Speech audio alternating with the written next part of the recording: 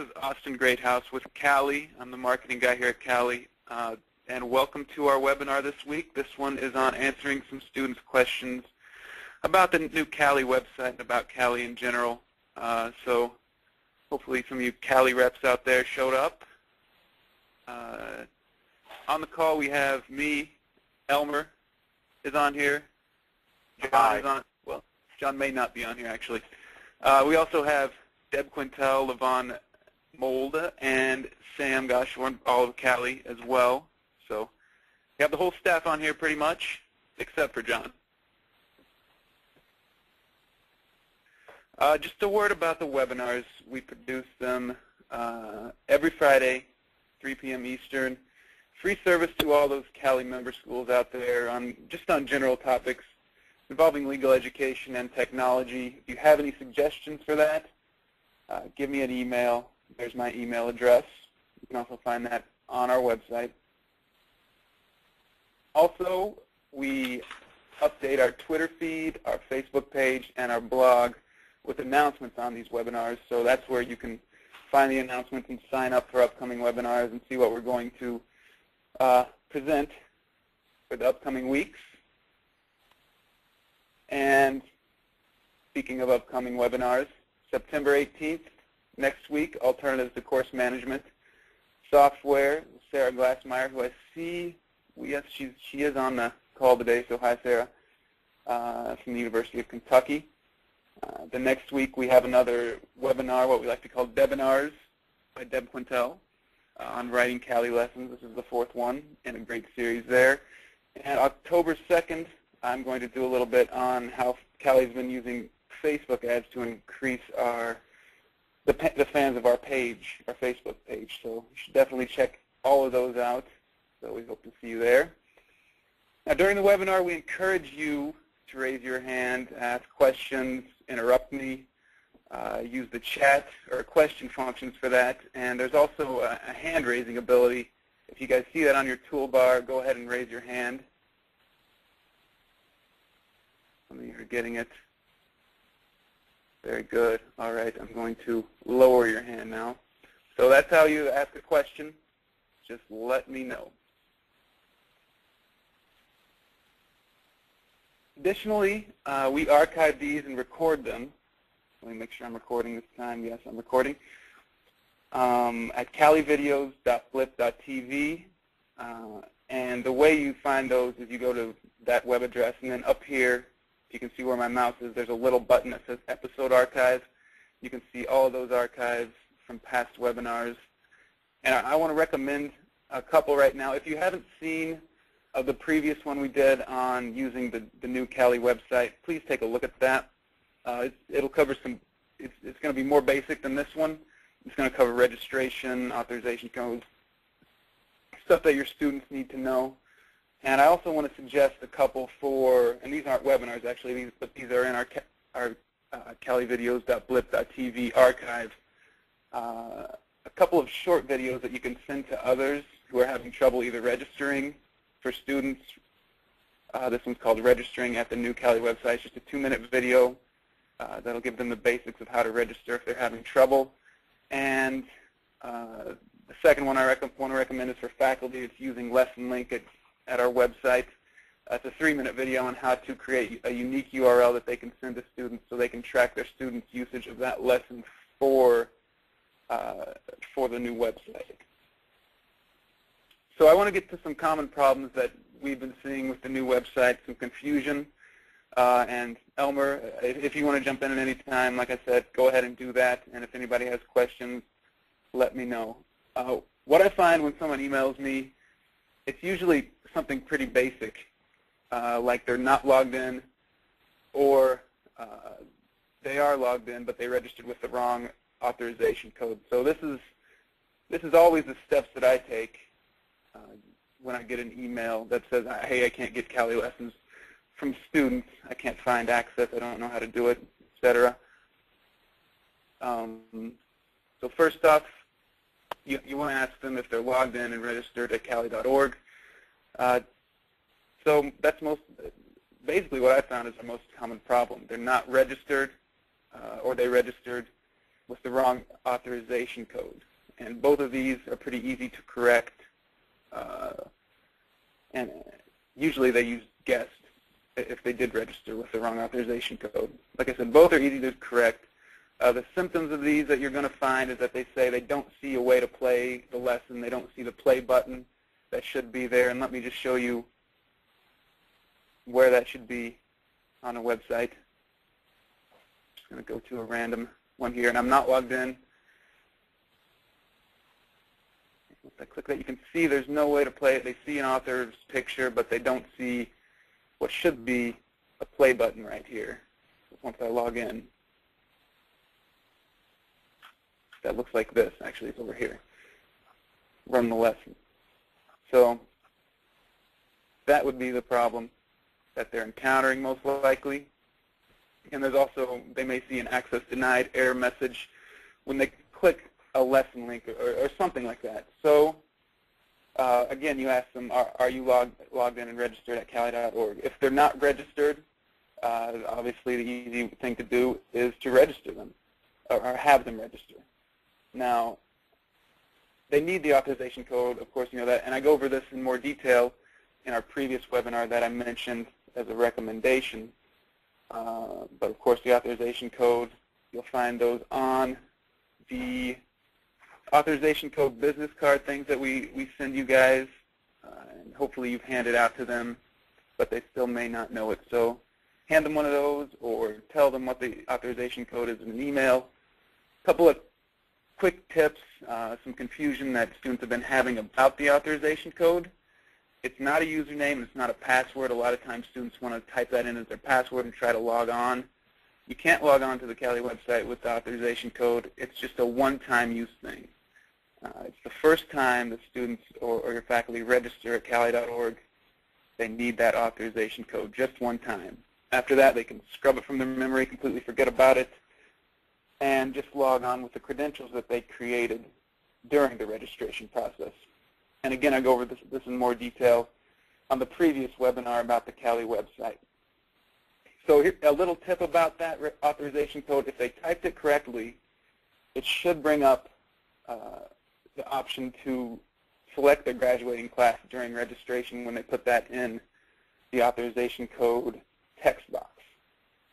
So that's an easy way to know if they are using the right authorization code, something to tell them as a hint. So again, if they're registered and if they're logging in, they should see, once they've logged in, they should see, I'm just going to log in here, their name right here and their My Account option and these links that they won't see when they're not logged in.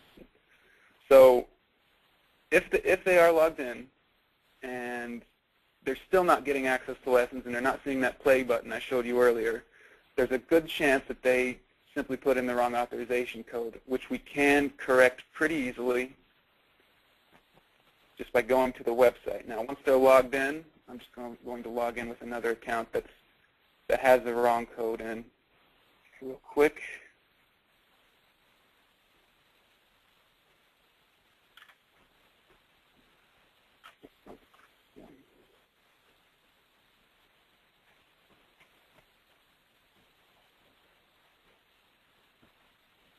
So they're logging in, they go to a lesson, and they see, I can't run this lesson, there's no play button, I just see an author's picture, but I don't see any way to run it.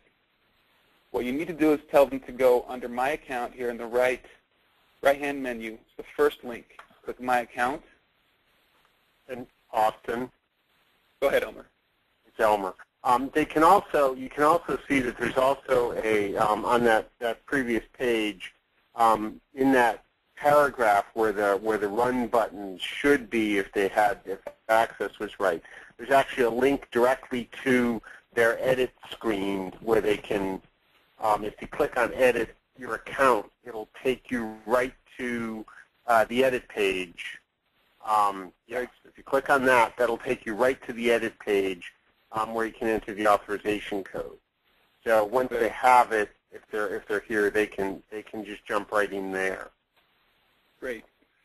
So yeah, like I said, this is just under My Account, and edit or follow that link that I just followed that Elmer pointed out. You go down here and you see, oh, they're running a guest account, so they didn't use the right authorization code. It's easy to fix. You just go down there, type in the right authorization code, scroll to the end and push save, and assuming you gave them the right authorization code and they typed it in right, everything should work from there. So those are really easy, basic problems that we're finding a lot of students are having trouble with. So those are pretty easy to fix. Now, a few of the other problems, and I'll stop right here. If anybody has any questions, you can go ahead and raise your hand. And if Elmer or anyone else wants to add anything. All right, very good. I must be being very clear. Okay, so a few other more random problems, silly things that we find.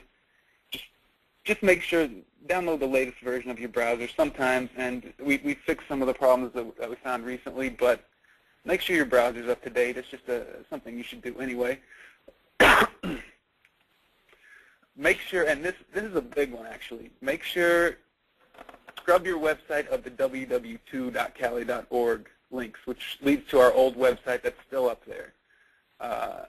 If you can see the difference between www.cali.org, this is our new site, okay? www.cali.org, which is from some old URLs you may have out there. It's going to bring up the old website. Now, you don't want to do that because that's confusing. That's not where students need to be accessing the website. So make sure your website has been, you've removed all those www2 links and www2 URLs from the website, because that's just going to cause confusion, and we don't want that. Also, your browser must accept cookies from CALI.org. If you need to know how to do that, Elmer, what's the best way to do that, to explain how to fix the cookies? Since it varies so much from browser to browser, I strongly suggest checking with your local support person who's going to, who should have the best handle on, especially for machines on your, on your school's network. And most of the browsers have, it's usually under the privacy settings someplace that you can get through under tools. Yeah, something like tools options. Yeah, tools options, privacy. And then privacy usually has something about cookies, although I guess in Firefox they moved it. So yeah, it depends on your browser. It's a moving target. So and it's hard to keep track of. But for most folks who run into this problem, they've either had somebody, they're either really serious about security themselves, and they've turned everything off so they know how to turn it back on, or they've had somebody tell them that in order to keep from getting their hard drive formatted over the internet, they need to not accept cookies, and they've followed somebody's instructions. So most folks know when you mention cookies, know how to straighten that out, or know somebody who can help them. Yeah. So seek out your IT person for this one. Also, another problem we're finding is that because we have transferred, as hopefully you know, we've transferred all of our old username and passwords of the users of the accounts at cali.org to the new website. So your old username and password should work on the new website. A lot of times people forget that their old username was actually an email address, and it had to be an email address. So don't forget that the username, if it's been transferred over from the old site, is an email address. Also, of course, common sense, but sometimes people miss it. Passwords are case sensitive. Obviously, make sure they're using the right password with that. Now, some other suggestions to make this a little easier on students.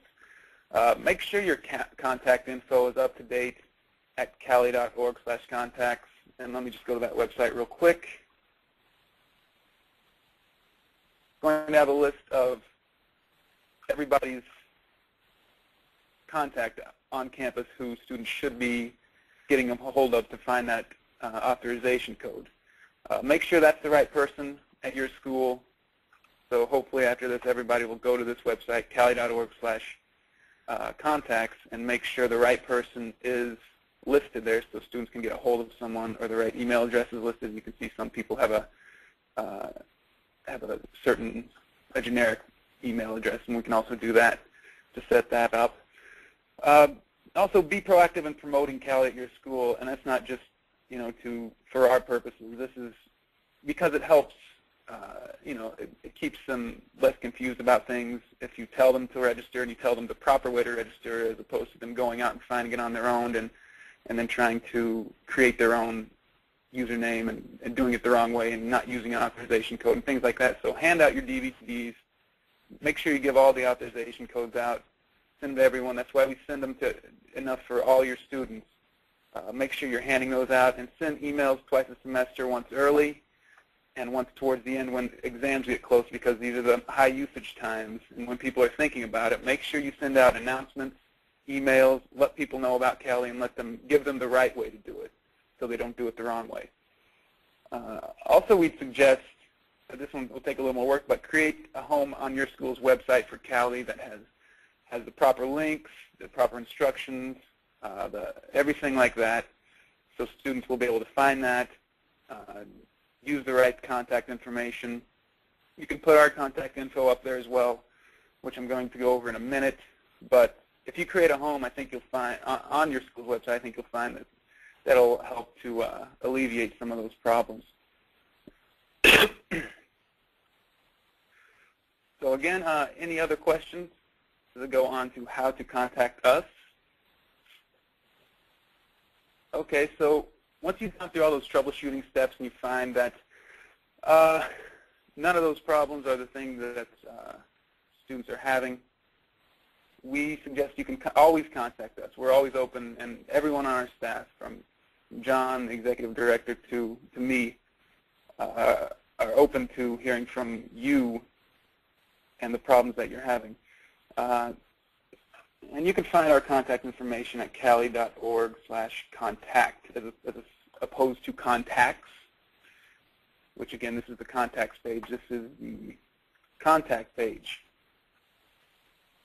And I want to also point out, let's see, I'll get to that in a bit actually, but we have all the staff listed here as well. Again, Twitter and Facebook for your generic problems, and for a quick response, you can always do that. If you don't feel like emailing someone, you're on Twitter.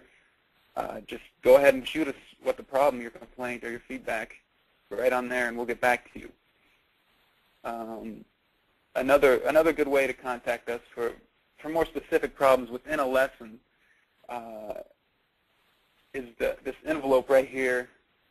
If there's a specific in-lesson problem, whether it's with the substance of a question or whether it's with problems accessing things with the lesson, just go ahead and click this, which won't work with browser-based email systems, but it's just a little envelope up here, and it will send an email, and it will tell us from what page you sent that email to us.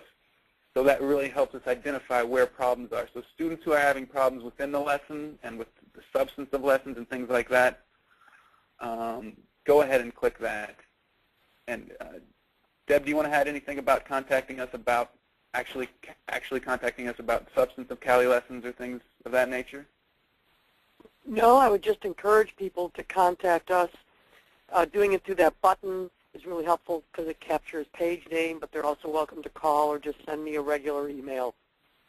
Yeah, that's real helpful for identifying where the problem is, because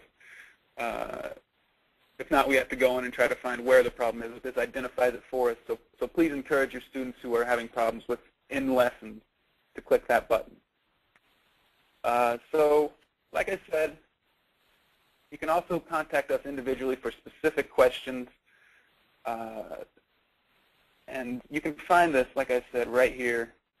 Call or email staff member directly, and also down here, don't know who to call. And it just lists out each of us on the CALI staff.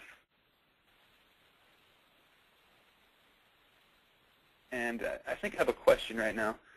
And Deb, you can probably answer this better than I can. I assume this is the case, but if we have Outlook, or if the person using the website or the lessons has Outlook, they can use that button, correct? You're asking me? Yes. Yes, any email system, that button works in any email system. My understanding is it launches whatever your designated home email browser is. Yeah, It works with anything. Yeah. Right, that email, right, the little envelope actually is a mail to link. So, right, so it'll run whatever mail client is the default in your system. What we see with a lot of students is they use like Gmail or Yahoo Mail as their mail client. They don't actually have like Outlook configured on their machine, for example. And if that's the case and you hit that, it's going to launch on Windows. It'll launch like Outlook Express, which they have never seen because they've always used a browser-based email system.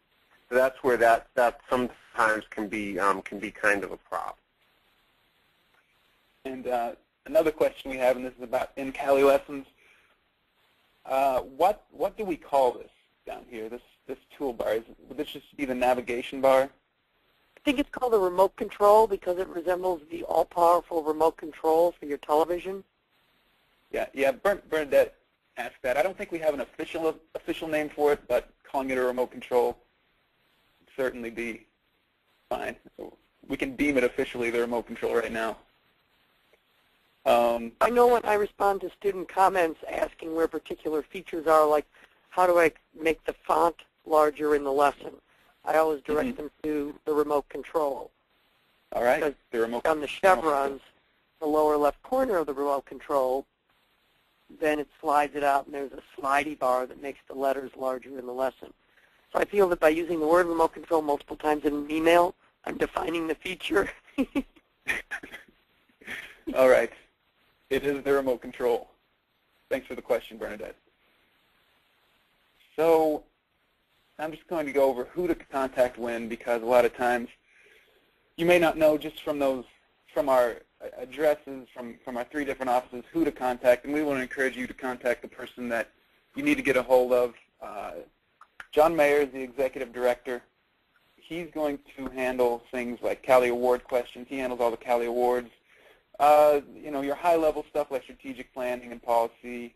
He also handles questions about media notes, eLangdell, or Legal Education Commons, and also some A to J questions.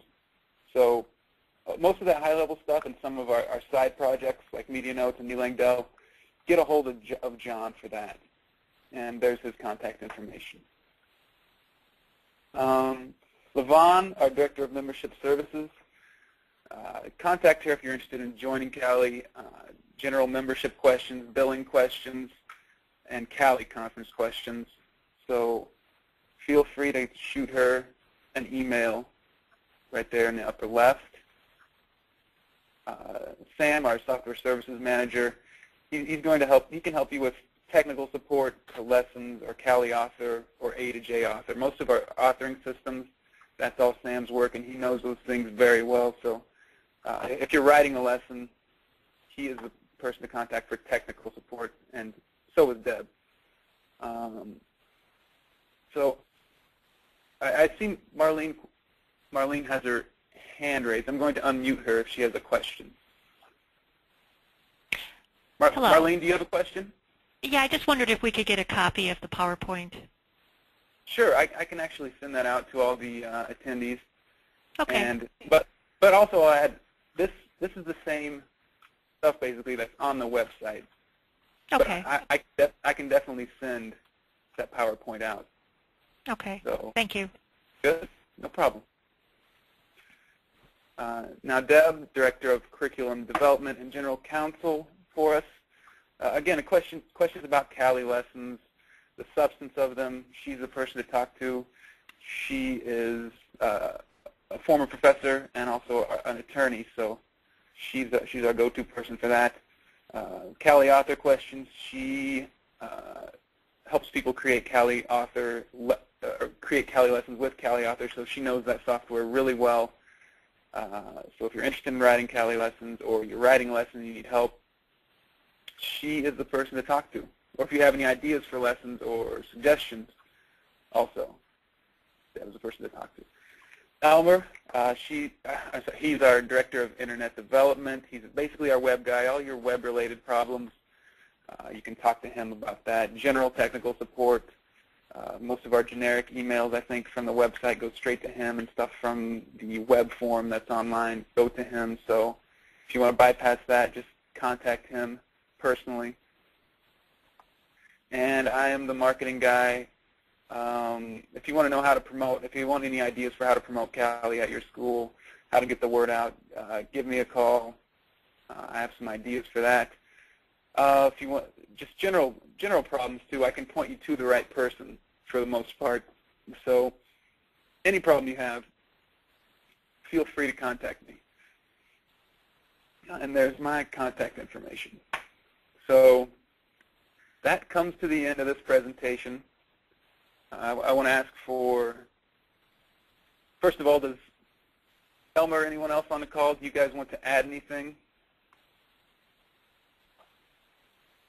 Doesn't sound like it. I see. And so if there are any other questions, go ahead and raise your hand, or feel free to ask those.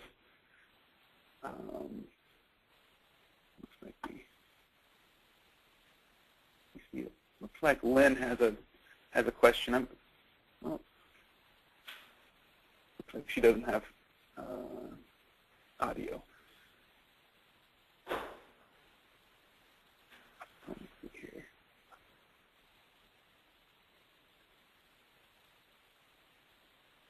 So Lynn, if you want to just send that in a chat or in the question.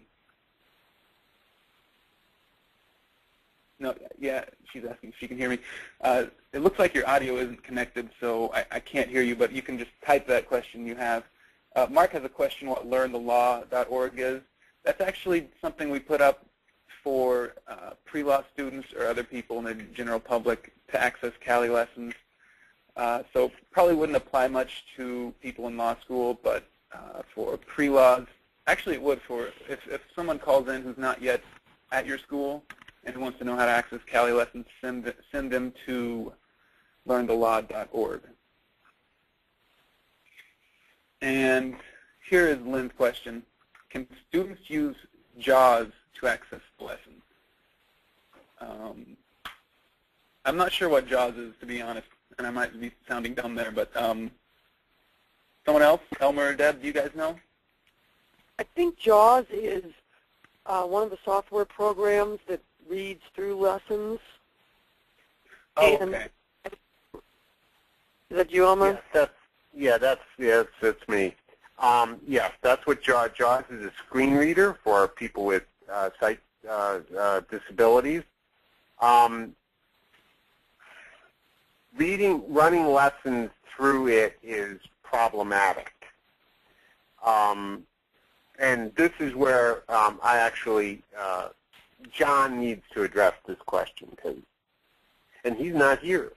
The best way to possibly try and use JAWS with the CALI lesson is to try it with the HTML version of the lesson. Depending on the lesson, some stuff may or may not work. That's the best answer I can give. John actually would probably have more to say about this. So you could actually email John directly with that question. There's John's contact information.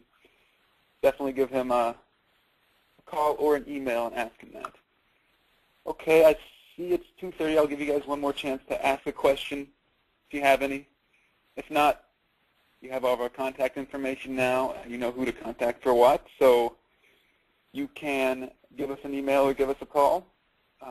So I think that ends our webinar this time around, and look for it at calivideos.blitz.tv for the archive. And that's it. We'll see you guys next time. Okay, thank you. Bye.